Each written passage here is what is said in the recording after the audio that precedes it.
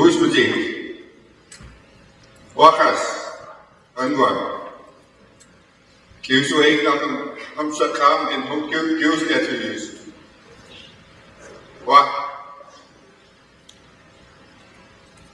I wanted to begin with that. Although this is not a feast hall, I see a lot of elders and a lot of people who've committed themselves to finding out more about what it is that is happening around our area. And what I just said was chiefs, matriarchs,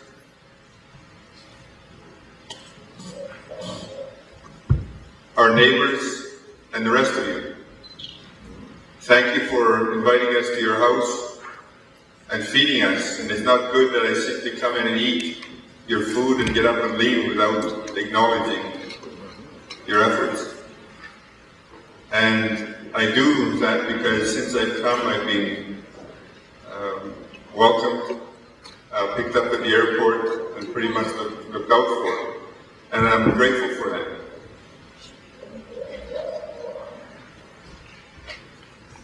Wayne introduced me as Amos and as Gerald Amos, and those are my names. And Amos, as he says, means in our language is one who gets up early. Gagiswa is to get up early. Gerald, on the other hand, apparently is Germanic in origin in its original form, and means wielder of a bloody axe handle with hair on it. And I've often said in some jest that I don't deserve either name. I want to thank the organizers, particularly the dean, who managed to get me here. And I have to admit that right now our spring salmon have just started running, and I'd rather be home on a boat fishing spring salmon. However, I recognize that there is good work going on in all areas, particularly your area. And I am, as Wayne said, committed to, the way I describe it is our job as people today is to create better stories for our children to tell when they're our age. And I think that with your help and the help of the organizers, we're doing just that. I want to introduce you a bit to our area that I come from. And to begin with, I guess I heard a song recently by a young lady by the name of Sal Van Zandt called, the title is I Fight for Life. And I want it to become our anthem as people who care about the earth. You can start putting that. Yeah. What's that? Okay, I'm going to start. Sorry, I forgot all about that. I've got something here that I found the other day, and I'll just play it and I'll explain this as it's finished.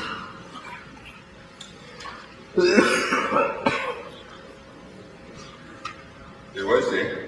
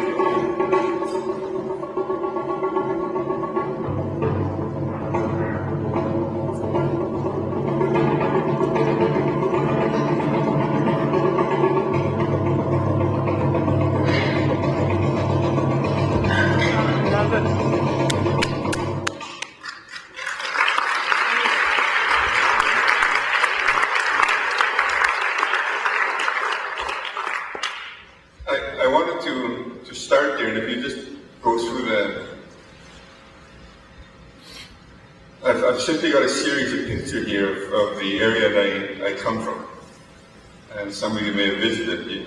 The first one is my niece with you can't quite see it, but somebody made a t-shirt that with the slogan on it that I have this sinking feeling about Enbridge is written on the back, and the front is no pipeline, no tankers, no problem. This was Castlegar, so it's referred to as a dinner plate of the Haisla people that I come from. And I came across this picture, the site that I live on, that you're looking at, these are the beaches in front of my community. And that log was a root system at the end of it is, in our language, it's called Simons.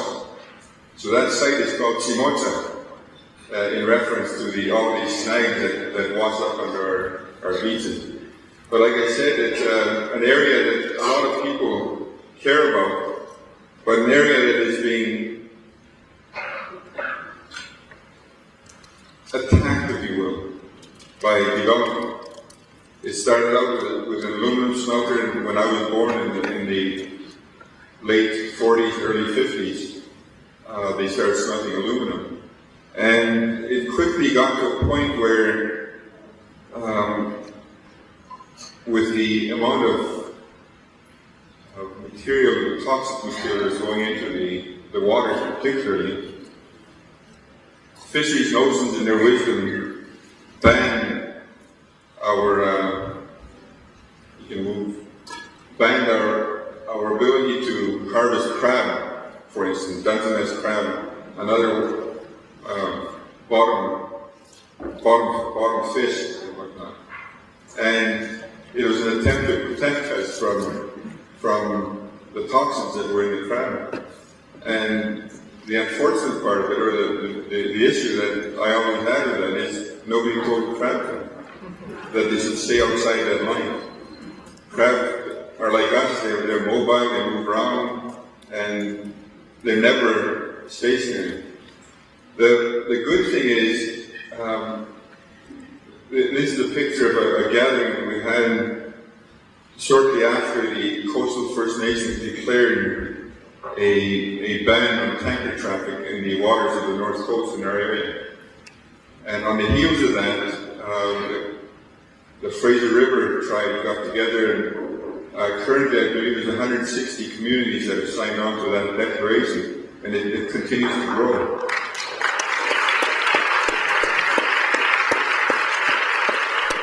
So this was a gathering of people who came to celebrate with us, and if you could walk in that crowd and talk to them, they were much like yourselves. They were from communities as far away as Burns Lake, Smithers, Terrace, Prince Rupert, and they were native and non-native. And if you move to the next slide, I have a picture here of a number of, these are 3 generations of women who reside in the town of Kitimat, across the water from us. And I thought this is really telling because Kitimat is an industry town. It was born because of the Alcan project. And for the first time in its short history, 50-year history, they've now got a little organization called Douglas Samuel Watts. And this little organization is growing quite steadily, and they're doing wonderful work in the town of Kitimat. And somebody, Wayne was showing the Queen of the North. Well, that's actually the Queen of the North. Somebody had given you a picture of it, and that is right sound that Wayne was talking about. And this is the area at the head of the Douglas Channel that comes up to where I live. And for a long time, the industry and people were talking about how safe a route the Douglas Channel is. And this is, as you see, it's fairly wide open waters, and it's right where they are now. That boat is probably 1,200 feet of water underneath it. So, from a shipping point of view, it's relatively. We've never argued that this particular area dangerous for shipping. It's the outer coast that is dangerous. And you know, Wayne had pictures of the waves out in that area. And in recorded history, the largest sustained wave was in that spot that I speak of, about 10 or 15 miles from where this boat is located. And I believe it was 33 meters over a period of 6 hours that they had this wave on the outer coast. And compared to the, you can keep moving the slide. Compared to the Exxon Valdez, that approach outside is a rock garden, as somebody put it. Up in the Exxon Valdez area, where the Exxon Valdez hit the rock, there's one rock in the entrance, and they hit it. You know, in our situation is a rock garden. I wanted to put some. It is the community of Hartley Bay, which is about 40 kilometers from where I live. If you just keep going, it's a really unique little community, and I've got many friends there. This is one of them. Another one. This is they're two brothers, and he gave me that album when I went to visit him. And I just wanted to put a few slides here to show you that between First Nations and the municipalities in our area, ranging from the Haisla First Nations and their neighbors, Prince Rupert, Terrace, Smithers, everyone has signed documents opposing the Enbridge project. Can keep going. And just in case there's any doubt, I put another one.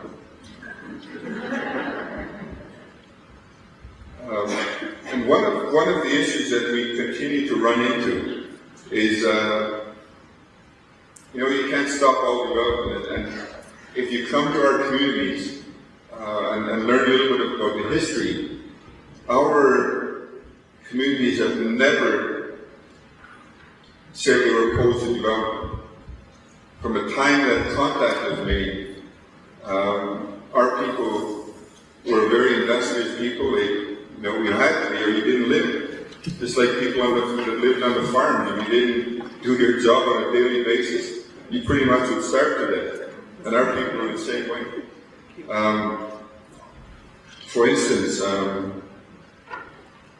in 1926, excuse me, and this came from the archive, that's why a friend of mine was a researcher, and he came across a document with respect to logging back in the early days of logging in our area. And it turned out that 25% of the red cedar logged in the entire province of British Columbia was logged by my little community. We had 3 family-run logging operations that they coupled with salmon fishing when it came along. And, you know, I've said a number of times that commercial fishing and commercial logging, as we know it, in many instances were built on the back of First Nations people. We have some of the best commercial fishermen, bar none, on the coast in our community. So don't tell me that we're opposed to development, is what I'm pretty much saying. We'll keep going. And a few of these are just an introduction to the area. The bow of the boat there is my boat. It's a 42-foot tall fishing vessel. And well, that's the one there.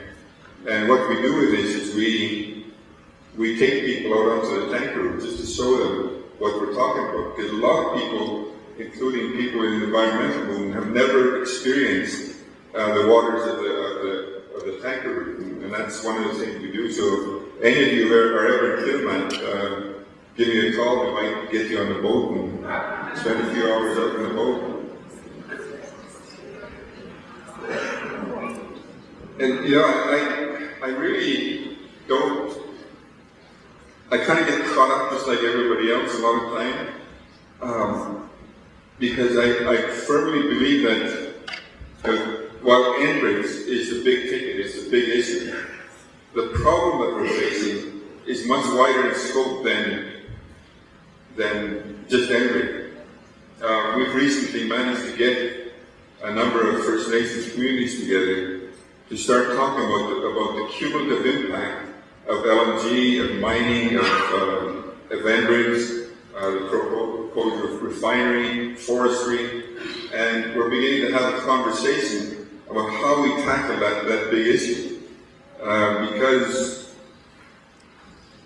you know, we're all in it together. Somebody said that a while ago, and it's really difficult bringing, never mind from outside of our First Nations communities, inside of these First Nations communities, because we've got overlap, and it's one of the reasons I started out with that little globe turning around with, we've got to redraw the map of the world.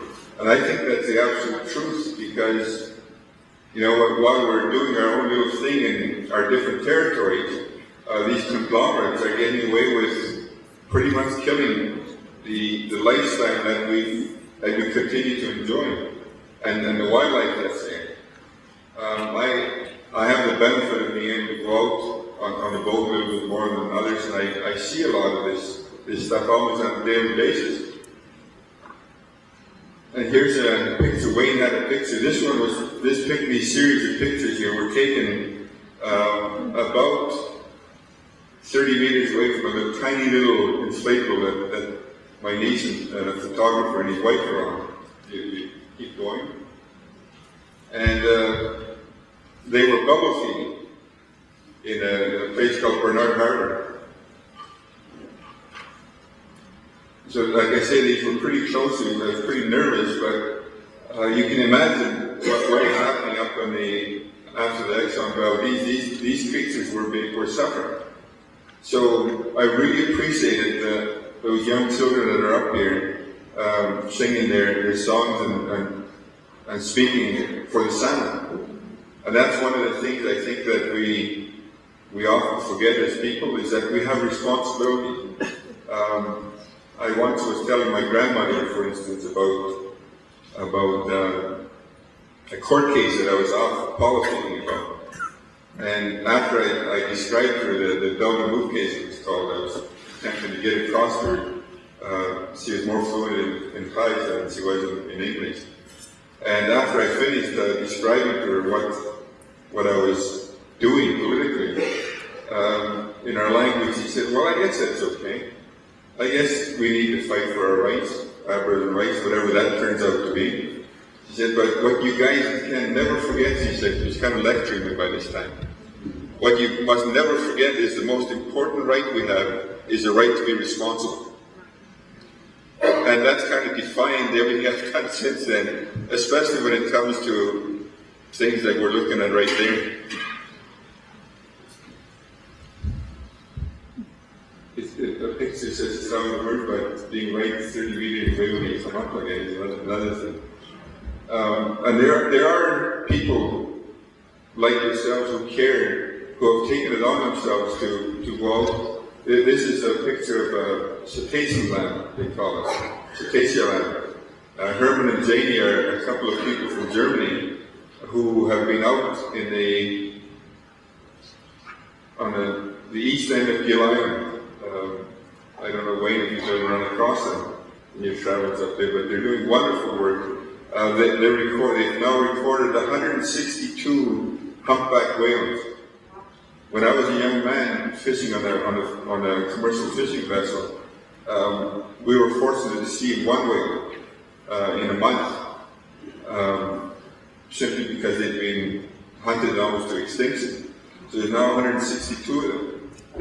I think our responsibility is to continue to grow the more that these animals come back to our waters. And are we going to make the same mistakes that was made way back then? I hope not. I don't think so. A lot of young people are volunteering, and I like to put this. I wanted to put this in there because there might be a young person in the audience in some of my presentations who might want to contact these people, because when I was there the last time, there was 12 volunteers from all over the world working with Herman and Janie. And I think that's how we're going to educate ourselves and educate other people support us when it comes to fighting the good fight for these creatures that rely on us. The wealth of our area is something that I think a lot of people still don't understand. Everything that we get in overweight, or you go to a sushi restaurant, you pay an arm and a leg for what I'm just cleaning there. That's sea urchins, straight out of the ocean. And the wealth of that area is absolutely tremendous. And one oil spill, I think nobody disputes it. It's done. Life as we know it has changed. Just another picture of some of in Japanese restaurant that's called uni, right? Next. I just wanted to show this area that we're in, as you know, used to produce a lot of these salmon. These are sockeye salmon. And Hartley Bay, when I was in Hartley Bay, when this picture was taken, there was 4 families that had just come in with the harvest, and every one of them had at least 200 sockeye on their boat. And those were processed for their extended family. This is one of my favorite foods. It comes from the waters right outside my community. It's black cod or sable fish if you want. And I don't know if any of you have had this, but I smoke it myself. And if I had to, people forget there's an economic component to the way we live. If I had to buy that black cod that's just in that little picture there, I wouldn't afford it. I couldn't afford to eat the way I eat at home. So people forget about that, and when we talk about jobs versus the environment, well, I have a job to feed my family, and I'm going to fight tooth and nail to retain that right. A lot of this is pictures of what's at stake. You go through a couple of pictures here. The next one. Those are white sand beaches on the west coast of Campania Island, just outside of Hartley Bay, and they're the most vulnerable to an oil spill. Wolves come down on the beach and feed on whatever they can get down there. They eat seaweed off the rocks, these wolves, and they'll eat anything to get their mouths around.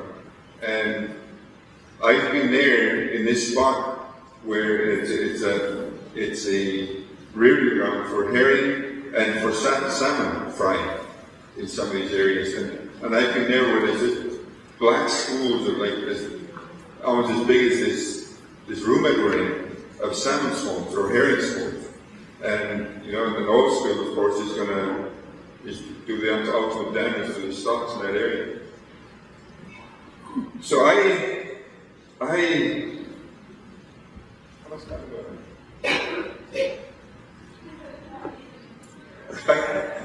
no, I'm not there. I'm over that.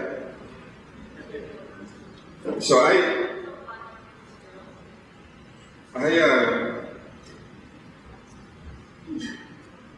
I've got 6 grandchildren and 1 great-grandson. And these are 2 of the youngest grandchildren here. And I was really happy to see the young ones here. Like I said, I would keep repeating that. Because we often said, it's not for me. What I'm fighting for is not about Gerald Amos, because I'm coming to the end of my rope, and in a few years, these are the ones that are going to be take on the responsibilities that we all have. And my wife took these pictures last year, and it really struck me when I seen it. You see the first one. The first picture was these 2 young ones, Carson and Arlene, walking ahead of us. And for some reason, Carson turned around and was pointing at us. And I thought to myself, this is exactly why we're doing what we're doing. It's almost like, if you look at this, the first one is they're walking into the future. What the heck does their future hold for them? And then she turns around and points back at me, and it's almost like she's saying, Baba, you make sure that you do the right thing by me. And that's something that continues to inform the work I do. And I don't want us to get to a point where we have to ask these questions after the fact. You look at I went to the Gulf of Mexico, Barataria Bay, after the accident, as they call it, happened. And can a fish or swim? How the hell, how does it say again? Are we going to feed our family or whatever? And I'm not going to stand by and allow our communities to get to that point where we have to ask that question. And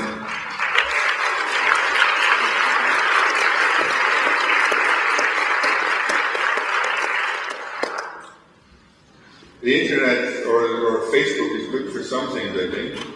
And if you see some of the small print below there, I came across this one day, and I wanted to put it down there because I really think it's the truth. I know that money makes the world go around. I know that we all need to have some resources to call on. However, there's a fine line between greed and being able to sustain yourself.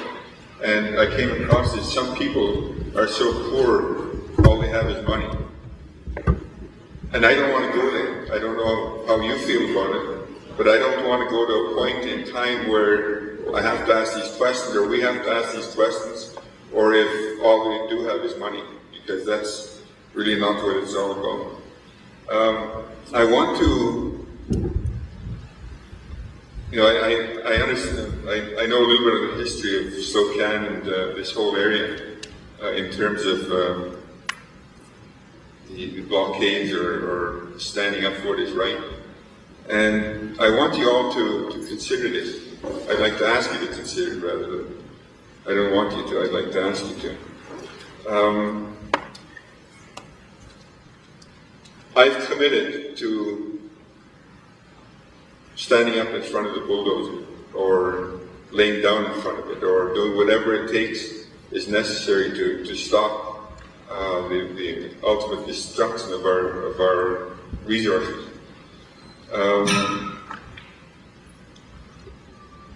We often allow ourselves to be painted into a corner.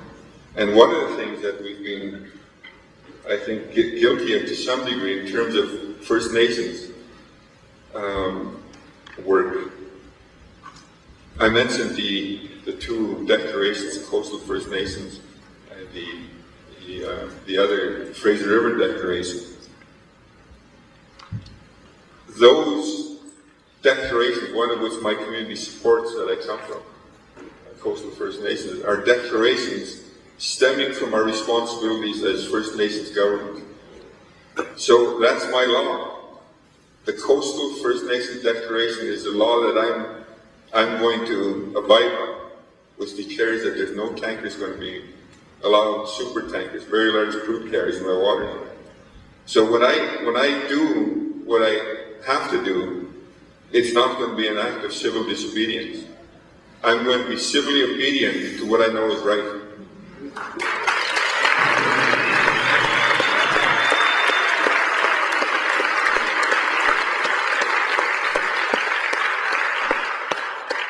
And I invite you to consider joining it. That's what I want. So with that, you want to play the last Carson? I want Carson to speak, John.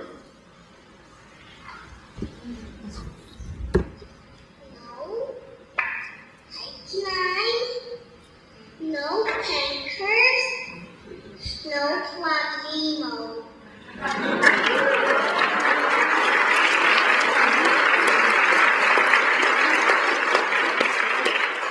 So I want to close by once again thanking the organizers and thanking all of you for taking the time out of your own busy lives. It's a season of plenty in all our territories. I know some of you harvest and whatnot. So I want to thank you for taking the time to come out and support the good work that the Council of Canadians and others are doing.